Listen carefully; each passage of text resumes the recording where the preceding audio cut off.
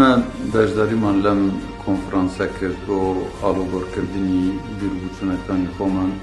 هەروە هەوڵی ئەوەشمان داوە کە بتوانین ئەو پێشکەوتانەی کە لە هەرێمی کوردستاندا ڕوویان داوە و ئەو بابەتانەی کە تاکو ئێستا چارەسەریش نەکراون بزانین ڕێگەی چارەسەریان چۆن دەبێت، گوێ لە تەڕوانینی ئێمە بگرن و ئێمەش گوێن لێ بگرین و بزانین بە یەکەوە چۆن بتوانین چارەسەریان.